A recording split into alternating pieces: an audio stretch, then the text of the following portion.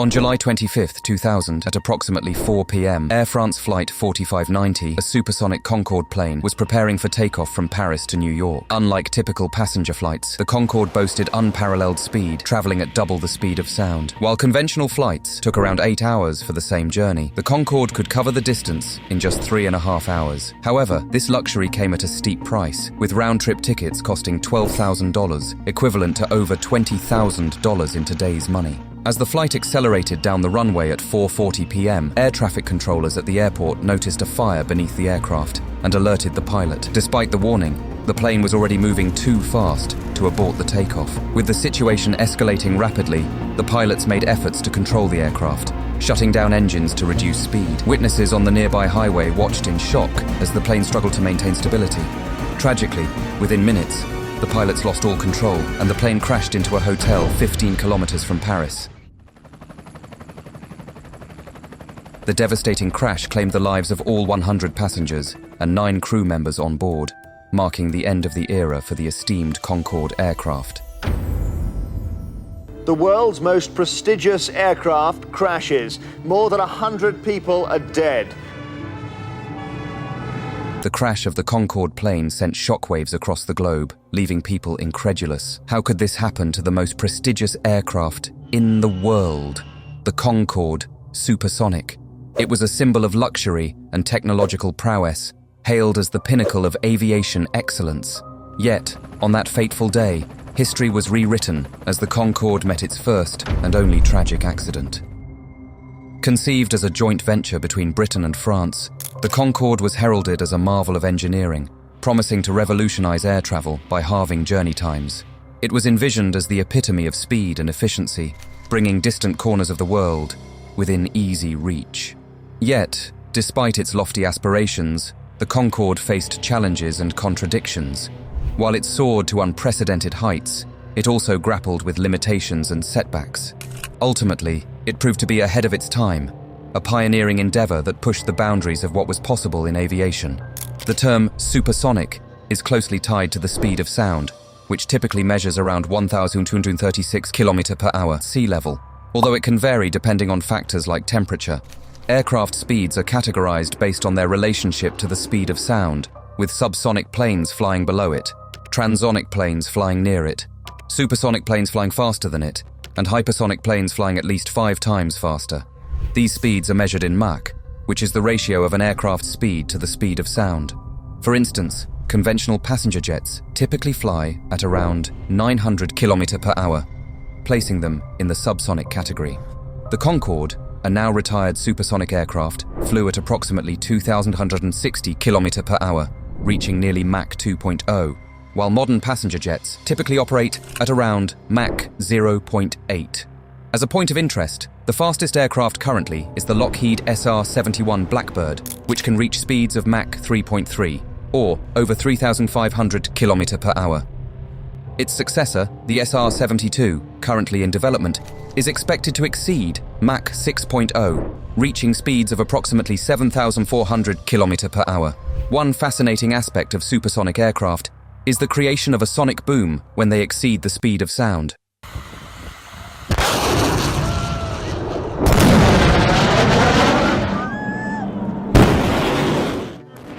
This phenomenon occurs because the aircraft is moving faster than the sound waves it generates, causing them to overlap and create a sharp, thunder-like sound. This sonic boom is akin to the noise produced when bursting a balloon with a pin, but on a much larger scale. While many people mistake this for vapor clouds, such clouds can form around both supersonic and transonic aircraft, particularly in humid conditions where rapid drops in air pressure and temperature occur around the wings, leading to the conversion of moisture into clouds. Thus, while breaching the sound barrier can result in the formation of vapor clouds, it's not the sole cause of this phenomenon. Supersonic flight has a rich history, dating back to 1947, when Major Charles Yeager of the US Air Force broke the sound barrier in the X-1 aircraft, a monumental achievement in aviation. And the historic plane, the XS-1, earned a resting place in the Smithsonian Institution. On October 14th, 1947, Major Charles Yeager made history by cracking the sound barrier in the X-1, marking another milestone in aviation history.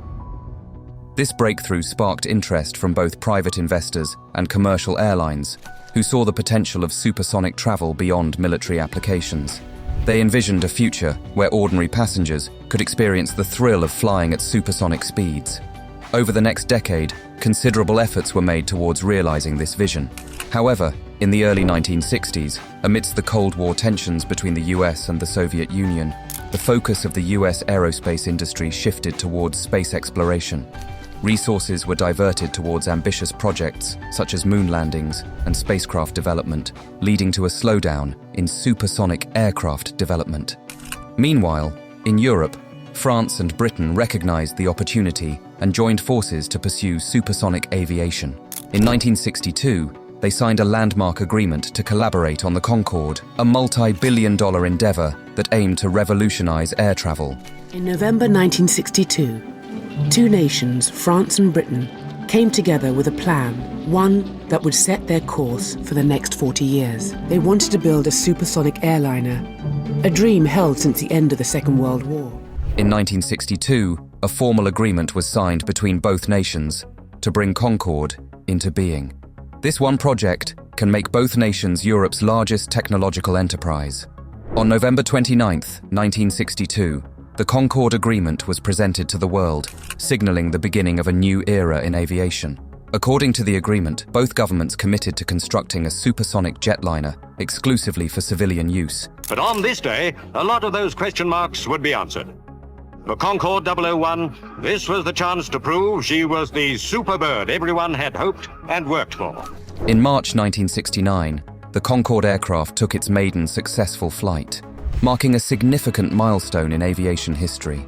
Within a few short years, Concorde became the world's first commercially operational supersonic flight, opening up the thrilling possibility of supersonic travel to civilians. The Concorde's slogan, "Arrive before you leave," epitomized its unparalleled speed, enabling transatlantic journeys between Europe and America in half the time of conventional aircraft. Remarkably, even today, Concorde remains the only commercially operational supersonic aircraft, underscoring its enduring prestige. It may come as a surprise that approximately 90% of all aircraft are manufactured by just two companies, Airbus and Boeing, showcasing their dominant position in the industry. However, what truly set the Concorde apart was its unique adjustable nose. During takeoffs and landings, the nose could be lowered to enhance visibility for the pilots, while in flight, it could be raised for optimal aerodynamics. Kink in the nose, if you like, to have this cantilevered nose, such that in takeoff and landing to give the pilots better visibility. Although the Concorde's interior was relatively modest compared to modern planes, with a capacity for only 100 passengers, it evolved over time to offer heightened luxury. Recognizing its clientele of affluent travelers, airlines spared no expense in upgrading the interiors, eventually offering amenities like caviar and champagne. Consequently, flying on the Concorde became synonymous with luxury and exclusivity, elevating it to the status of a coveted symbol of prestige. In the 1990s, the Concorde aircraft was the epitome of luxury travel, attracting the world's most prominent figures, including celebrities, sports stars, and politicians. Even former British Prime Minister Tony Blair had experienced a flight on the Concorde. Throughout its illustrious career, the Concorde boasted an impeccable safety record, with no reported incidents or crashes in over 25 years of operation. However, on July 25, 2000, tragedy struck when Air France Flight 4590 crashed near Paris, claiming the lives of all 109 passengers on board. Subsequent investigations revealed a catastrophic chain of events. A 17-inch metal strip left on the runway by a preceding aircraft collided with the Concorde's tire during takeoff, causing significant damage to the aircraft's left wing. The impact generated a high-pressure shockwave that ruptured the fuel tank, leading to a rapid fuel leak. Despite not having fully taken off, the aircraft's engines and high-speed rotation of the wheels ignited the leaking fuel, resulting in a catastrophic fire. Although air traffic controllers identified the fire, their intervention came too late to prevent the disaster. The Concorde attempted to abort takeoff, but the spreading fire and loss of control left the pilots powerless. Despite their efforts to shut down the engines and slow the aircraft, it ultimately crashed into a nearby hotel. The incident indeed sent shockwaves across the globe, shattering the perception of the Concorde's invincibility and prestige. Comparable to the Titanic's ill-fated reputation as unsinkable, the Concorde's crash shattered the belief that it was immune to accidents. In response, both Air France and British Airways jointly decided to temporarily ground all Concorde flights pending thorough investigations into the crash. Despite efforts to restore confidence, the Concorde's revival faced insurmountable challenges. The aviation industry was reeling from the aftermath of the September 11, 2001 terrorist attacks on the World Trade Center, leading to a widespread fear of air travel and a significant downturn in passenger demand. This setback, coupled with the Concorde's tarnished reputation, dealt a severe blow to its business prospects. Moreover, the Concorde faced inherent drawbacks that further hindered its viability. The disruptive sonic boom, although awe-inspiring initially, proved to be a nuisance for residents along flight paths. To mitigate noise pollution, flight routes were predominantly planned over oceans, sparking objections from communities near airports. Fuel consumption emerged as another critical issue, with the Concorde guzzling 4 times more fuel than conventional passenger aircraft. This not only raised environmental concerns, but also escalated operational costs significantly. The exorbitant expenses associated with maintaining and operating the Concorde fleet, estimated at $1 billion annually for British Airways, posed further economic challenges, exacerbating its financial viability. Ultimately, the Concorde's fate was sealed by a confluence of factors, including its compromised safety reputation, diminished demand post 9/11, environmental concerns, and prohibitive operational costs. In light of these challenges, both airlines were compelled to retire the Concorde fleet permanently, marking the end of an era of supersonic travel. By the way, if you're eager to explore more about the 9/11 incident and its impact on the aviation industry, make sure to subscribe and hit the notification bell. By doing so, you'll be among the first to catch our upcoming videos that delve into these significant moments in aviation history. Indeed, from the perspective of passengers, the exorbitant cost of a Concorde ticket did not always equate to a commensurate level of comfort or luxury. Despite the allure of speed and prestige associated with supersonic travel, the cramped seating arrangements and limited amenities aboard the Concorde fell short of the expectations set by its astronomical price tag. For many travelers, the prospect of spending a substantial sum only to endure a less than ideal flying experience was a deterrent. Furthermore, the tragic crash of Air France Flight 4590 in 2000 dealt a severe blow to the Concorde's reputation, exacerbating its already dwindling demand. As passenger confidence waned, Concorde flights began to operate with increasingly empty seats, further eroding its financial viability. In light of these challenges, Air France and British Airways made the difficult decision to retire their Concorde fleets permanently in 2003. The final Concorde flight on October 24, 2003, marked the end of an era in supersonic commercial aviation. Since then, nearly 2 decades have passed without the revival of commercial supersonic travel, signaling the conclusion of a chapter in aviation history. Today, the dream of supersonic passenger flights remains a relic of the past, with no commercial successors to carry forward its legacy. Indeed, the stagnation in supersonic aviation over the past decades is a departure from the typical trajectory of technological progress. However, there is hope on the horizon, as innovative solutions are being developed to overcome the challenges that hindered the widespread adoption of supersonic flight in the past. One promising development is the emergence of startups like Boom, which are dedicated to reviving supersonic travel. United Airlines' recent order of 15 Overture aircraft from Boom signals a renewed interest in supersonic aviation. These aircraft, designed to reach speeds of Mach 1.7, represent a potential milestone in the revival of supersonic commercial flights. Anticipated to take to the skies by 2029, the Overture aircraft aims to address key concerns such as environmental sustainability.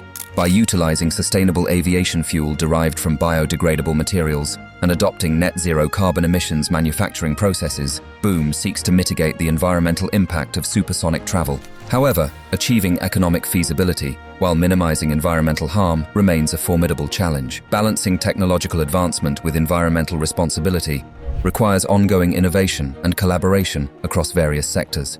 Nonetheless, the prospect of once again experiencing the exhilaration of supersonic flight offers a glimpse into a promising future of air travel.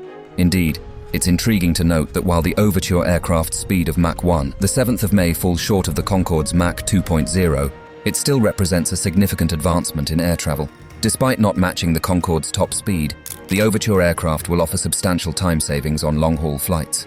For example, The prospect of reducing the travel time from Dubai to Singapore from 7 hours to just 4 hours is remarkable. This dramatic reduction in flight duration could revolutionize the way people traverse the globe, offering greater efficiency and convenience for travelers. While the Overture aircraft may not reach the same supersonic speeds as its predecessor, its ability to significantly shorten travel times underscores the potential benefits of supersonic aviation in the modern era. As technology continues to advance and innovations emerge, the future of air travel holds promise for faster, more efficient journeys across the skies.